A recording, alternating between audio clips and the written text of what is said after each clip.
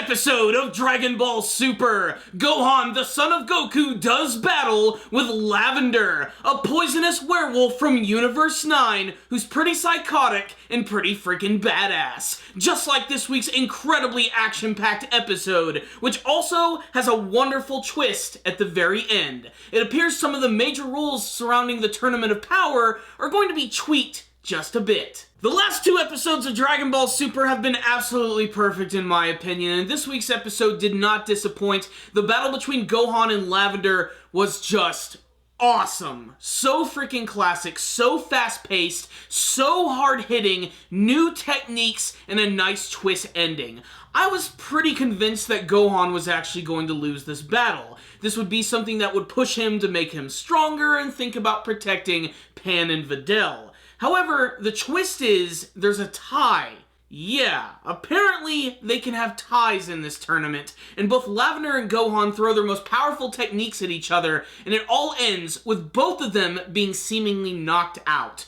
Now, I figured Gohan would have won because he actually stood up, but considering that he fell over, I guess they have no choice but to award this a tie, which means in this next fight, Goku has to win. Oh, but there's more to this week's episode of DBS. At the very end, we get to learn that a few of the universes are actually going to be completely exempt from this tournament. That's right. Basically, Universe 112, 5, and 8 are not going to have to participate in the Tournament of Power because apparently their mortal level, according to the Grand Prix and the Zen-Ohs, is at a really good level. Basically, the whole point of this tournament was to weed out the weaklings and destroy them. What this means, though, is that Goku and the other universes now have an opportunity to save themselves, to prove themselves to Zen-Oh. What's most disappointing for me, however, is that we're not going to be seeing every single tournament fighting here, especially because the Gods of Destruction are really awesome. I mean, there's Ewen, the first God of Destruction, who's basically just this big, lovable puffball. There's Gene the Fishman, who frankly just looks freaking awesome. Arak, who is some sort of weird, freaky, dried-up fishman. And then, of course, there is Liquor, who is my personal favorite God of Destruction. We haven't even seen that character speak, but I just love the design of that character so much. So it is kind of disappointing to know that these guys are not going to be involved, and we're not actually going to be seeing their fighters. This is probably for the fact that maybe they're going to play some sort of other role in this story. Maybe we'll get to see them after this tournament arc. Because a lot of people believe that the Tournament of Power arc is going to be the final arc in the series. I actually just want there to be more. I don't want it to end right here, especially with how everything is really starting to kick into high gear here. I mean, these last two episodes were damn awesome, and you should definitely check them out if you're a fan of the series. So, what's the rundown on this week's episode of Dragon Ball Super? Okay, it is time to gush. The battle between Gohan and Lavender was awesome. I especially loved Lavender's fighting style, where he's able to, like, spew out this poisonous smoke, which he can actually imbue into his fists, which allow him to basically punch you and poison you at the same time. His poison is very powerful, where apparently it's going to slowly but surely rot you from the inside, and you can see some telltale signs of that throughout the episode, with Gohan getting these purple rings on his eyes and even seeing the poison slowly reach up to his arms until it almost fully envelops his body.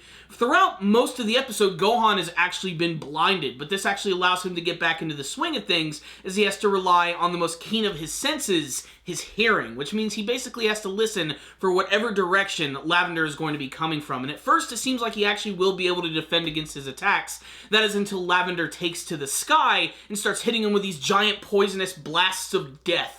And it all looks really awesome while it's going on. That combined with the actual choreography, which is incredibly hard-hitting, just freaking works. I mean, I never imagined that Gohan going Super Saiyan fighting against a werewolf in suspenders would look this kick-ass. It certainly does. It has a lot of oomph behind it, and it continues to make me appreciate the brand new art style that they're using, as it makes the series more distinct.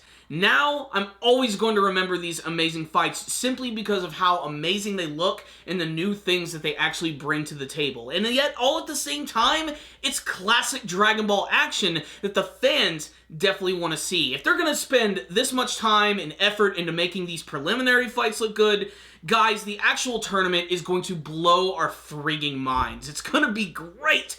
There are just way too many amazing scenes from this episode to talk about. All I can say is just check them out. they will not disappoint. Honestly, these two episodes right here continue to just blow my mind. I can't wait to see what they're going to do with Goku's battle against the mysterious Bergamo. I also thought that it was really cool how Gohan refused to actually take a senzu bean when he was poisoned and decided to rely on his own abilities. He's basically throwing himself through the ringer, and that makes sense. He was trained by Piccolo after all. I'm also very shocked that this episode ended in a tie, especially after that big attack that Gohan did at the very end, where basically he pulls a seismic toss, Charizard style, or I guess you could say a hidden lotus from Rock Lee. He actually manages to trick Lavender, get real close to him, grab him, and just slam him right into the arena floor, just crushing everything.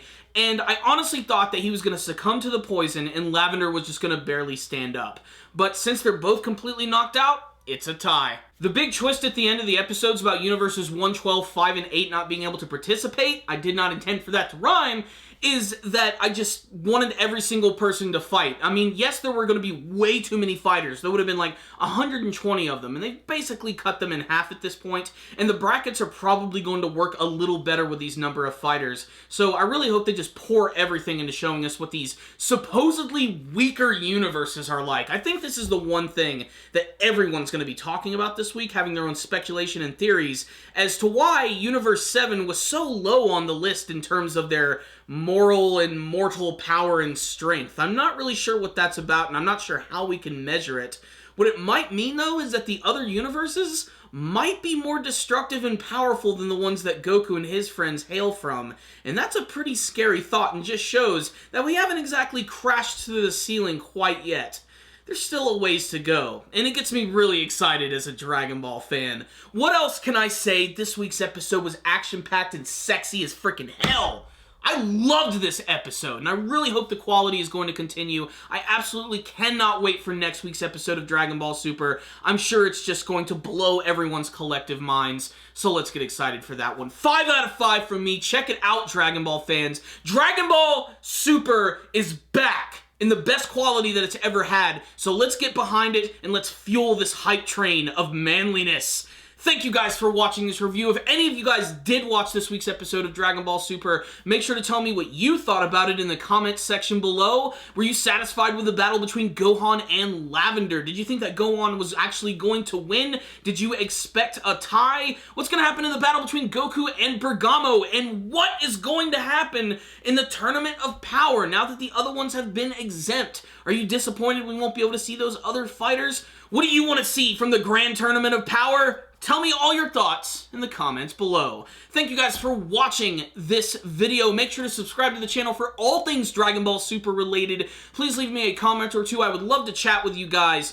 And as always, stay dandy, baby.